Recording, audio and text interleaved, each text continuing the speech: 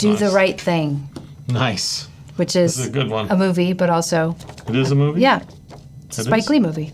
Oh. When we do the right thing, it makes us like ourselves.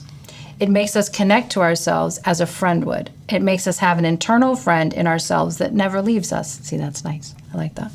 Doing the right thing makes us proud of ourselves and has transformative effects on who we are with ourselves.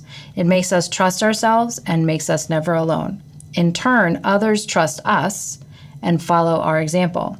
The world becomes better as we give people permission to choose to do the right thing. Don't just choose the easy thing. Choose the right thing, and it becomes a habit. So we will do the right thing today. Yeah, and the way this is phrased is really important because, at least for me, I had an experience when I was young. One of my biggest memories from childhood was with the nuns in Massachusetts, and they were mean. And I didn't like the way they treated kids, and I didn't like the way they treated me. And I had a nun that was she would just be mean to us. She'd hit us with the ruler and all kinds of stuff. Let's be clear, you were a child at the time. I was a kid. You were a little kid. Yeah. And it was kind of like I just didn't understand it, to be honest. It was the first time where I was like, God, like why is this person being mean to me? Mm-hmm. Like just for no reason. And it didn't make any sense why she was being mean to me. And she was mean to a lot of the kids, but in particular me, because I tended to stand up to her a little bit more and stuff like that. And I finally said, if your God lets you treat children this way, I don't want to know your God. Yeah. And I left. Yeah. And it was like a liberation moment. Yeah. And I was really sad because, my mom was deeply religious and stuff like that. And I went home and I told her, what had happened. And I said, I'm never... acts of courage. Yeah. I said, I'm never going back there. And she was like, oh, geez. And you could see, like, she was a little concerned. And but I remember she was really cool about it. She said, well, you can have a relationship with God like I do, and separated, like made a distinction between the church and God, and did what a great mom would do. And I ended up not having that because I'm an atheist. But it was, for me, having this external force that says this is what's right and this is what's wrong didn't work for me. Yeah. Because I didn't agree with the external source, right? And so this idea that when we do the right thing, when we know what the right thing is, and when we do it, it actually makes us a friend of ourselves. Yes. To me, that's the payoff, is that you look yourself in the mirror and you like yourself.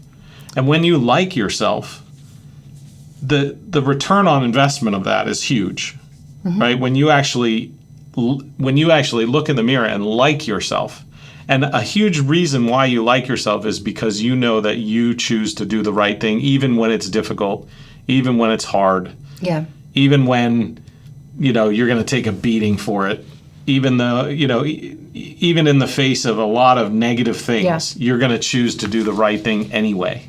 Well, I think it's really important because it's a moment where you, for yourself, define the boundaries you won't cross. Yeah. And you get a sense of yourself. You get a sense of your ethics. You get a sense of, oh, this is who I am. Yes. I'm not going to put up with that. Yes. I don't agree with that. Yes. I will stand up against that. Yep.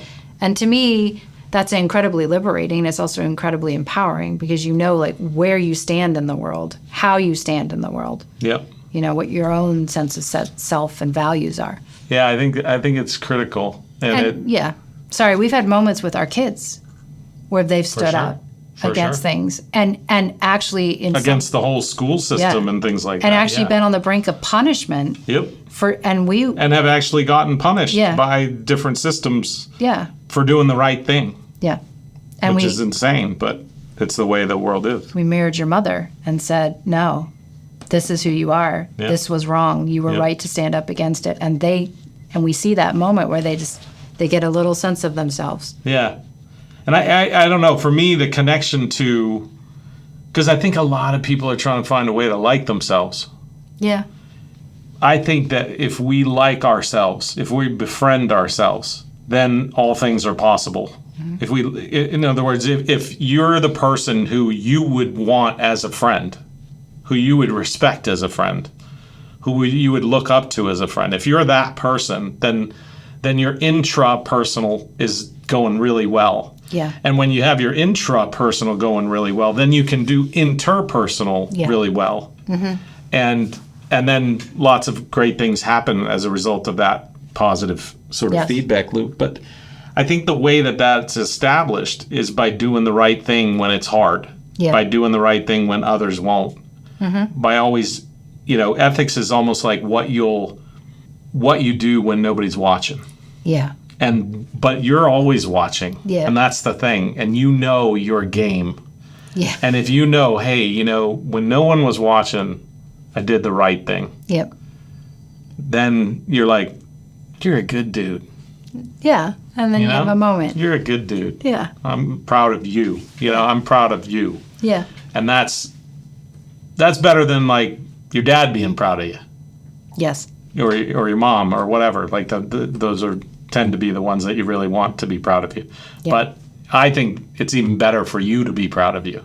Yes. And if you can build that in young people, then the world is their oyster. Yeah. We spend a lot of time. It's about who you are when you look in the mirror. Yeah.